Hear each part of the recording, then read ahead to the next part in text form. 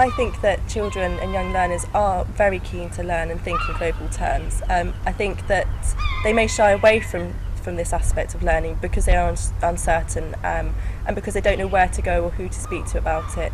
But actually I think that as teachers it's important for us to foster that learning, and they really do have a sense of wonder about the world and an inquisitive and intrigued kind of mind, and I think that they really would enjoy and kind of get a lot out of learning global terms, and I think that they really want to.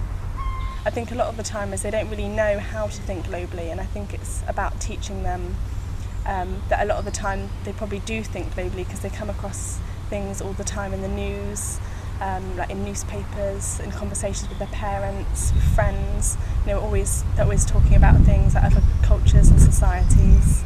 So it's really important for them to think globally. What are the implications of these issues for us, for other people, and just to be able to apply things that they do see in the news in a practical way. Actually, how does this relate to learning? How does it relate to looking for solutions or changes? I think that it's about being enthusiastic and bringing enthusiasm into your teaching. And if you choose to be enthusiastic about something, they will be too. And I think the minute you make something relevant for them, suddenly they'll grasp that, and they want to learn about other cultures. They find it fascinating. It might be that for the boys you need to talk about the World Cup. For the girls, you need to talk about, I don't know, Strictly Come Dancing and where you get the Latin from, and I think if you can wrap it up in story form, I think if you can get speakers in from other cultures, I think if you use the internet to really talk to them on their medium, really, that's the key, is to get them where, use Facebook, use the tools that they like and they enjoy, use sport, use those things, and I think you can really, really engage with students. You have to let children know that there's different ways of thinking, and it's not wrong and it's not right, it's just a different way, so that so if someone does something which you don't understand, you don't just say, oh, that's wrong, that's bad. You have to really understand that it's just their way of life, that's their beliefs, it's their culture. And if we had been brought up in that understanding, maybe we would find that acceptable or better. And the only way we can learn ourselves is by learning other cultures, and maybe we'll realise that we're doing something bad. Maybe one of our habits is probably not very good. When I talk to my kids, my pupils, about other cultures, they are really interested, and it's another way to hook into other areas. You can do it for maths with number systems, you can do it literacy with folk stories from other cultures, you can do it for history, looking at other areas, geography. I feel in the primary sector, because you've got such a myriad of subjects, you can just use the global perspective as a hook to really engage the students.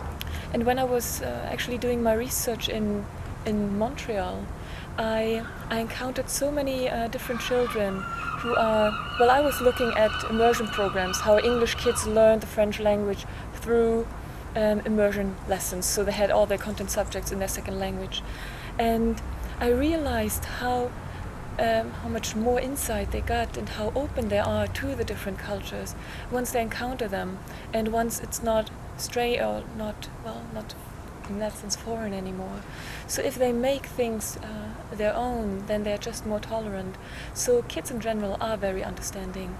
They are keen to learn about other cultures, but I sometimes have the feeling that we don't give them as much because we want to protect them, maybe, or think, well, our culture is actually more important at that moment, and school just has a limited amount of time that you can teach them something, so we teach them what we know. I also think now there's a glamour attached to sort of travel and gap years, which is brilliant, because a gap year is never going to do any harm, because they are going to learn about something, even if it's learning about themselves in their own culture. They go to work, they learn about the working culture, fine, but if you can actually instill a kind of enthusiasm for travel and enthusiasm for learning about somewhere else, even if they go and they do something which they could do in this country, they're experiencing other cultures. A lot of times it boils down that the teachers are not well educated, in that sense that they don't have that cultural depth and cultural understanding, so how are they supposed to teach it?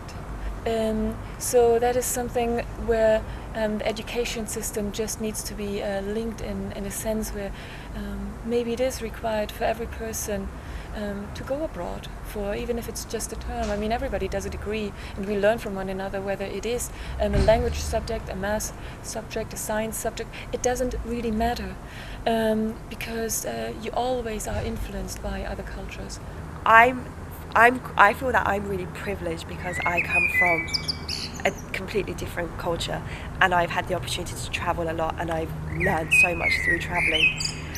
And I feel like maybe in a way it should actually be a prerequisite for all teachers to maybe not go traveling, but just to have an idea of the world. And I suppose you do get a lot of that when you're actually living in a different country that is away from your comfort zone. Even if it means going to a different city, I just think it's so important for a teacher to be aware of what goes on in the world. Because if you go in the classroom and you talk about certain issues, but you don't really feel passionate about and you don't really care, then that's not going to come out, and the children aren't going to appreciate it, and they're not going to really take that on board, because they go by your expression, and I think a lot comes out in your face without anyone realizing it or not. So I feel like a lot of the times teachers need to probably educate themselves before they can educate the children.